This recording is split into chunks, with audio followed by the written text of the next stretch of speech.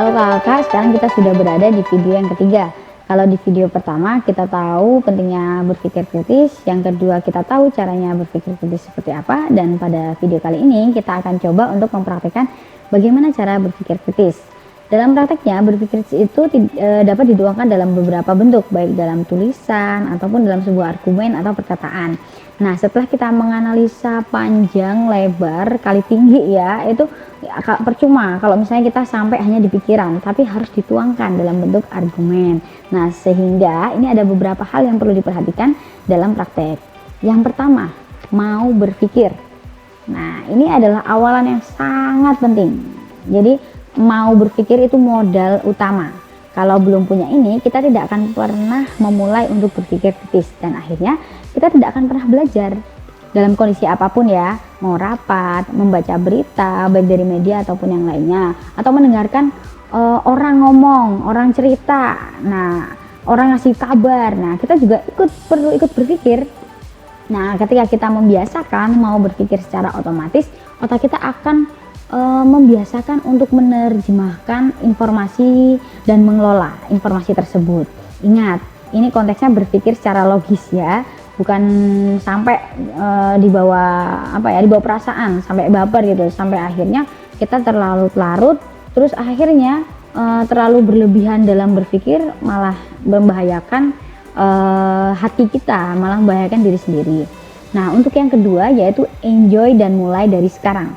Nah, jadi berpikir kritis itu tidak harus terlalu sepaneng. Jadi kalau mikir kritis itu nggak harus sepaneng, tapi kita harus menikmati dalam menganalisa sebuah masalah, menganalisa sebuah informasi. Jadi kita harus menikmati.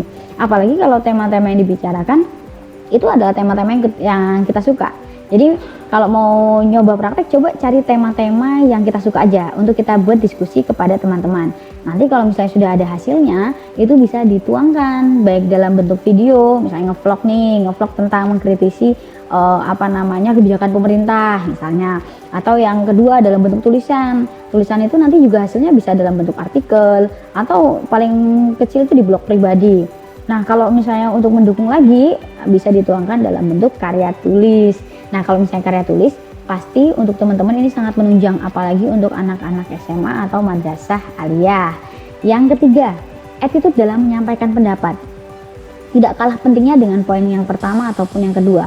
Pastikan argumen yang akan dikeluarkan itu memiliki dasar yang kuat, seperti kutipan dari seorang ahli, atau buku penelitian yang mendukung, atau berita-berita terkini. Pastikan itu adalah fakta, jangan sampai kita yang menebarkan berita hoax. Nah, selain itu, dalam attitude menyampaikan argumen, baik dalam bentuk tulisan ataupun video, kita juga harus tetap rendah hati. Jadi jangan sok tahu atau jangan sombong. Kita misalnya tahu sudah nyari akar masalah dari 5W1H udah semuanya, tapi akhirnya kita menyampaikan informasi tersebut, menyampaikan argumen dengan sedikit sombong. Nah, itu biasanya itu kurang diterima oleh masyarakat atau teman-teman. Malah akhirnya teman-teman itu nggak fokus sama argumen yang kita keluarkan, tapi fokusnya kepada gerak-gerik kita, dari argumen, cara menyampaikan argumen kita, itu yang malah dikritisi oleh teman-teman yang lain, misalnya dalam bentuk rapat. Nah, 3 hal tersebut ini harus kita terapkan dari sekarang kalau misalnya kita coba untuk berpikir kritis. Nah, materi-materi berpikir kritis ini juga harus didukung oleh skill-skill lain. Jadi skill ini nggak cuman berpikir kritis. Kalau cuman hanya berpikir kritis, nanti sampai aja sampai di otak kita, tapi tidak dituangkan dalam bentuk argumen. Nah, dalam mengungkapkan argumen dari hasil dari berpikir kritis, nah kakak-kakak juga diharapkan untuk belajar soft skill atau belajar skill-skill yang lain. Misalnya nih, cara mengambil keputusan, berpikir strategis atau manajemen emosi, atau skill-skill yang lain untuk mendukung dalam kepribadian kakak. Nah, untuk materi-materi itu nanti kita coba buatkan dalam bentuk video lain. Tunggu video selanjutnya dan tetap belajar dimanapun kapanpun. Salam pramuka.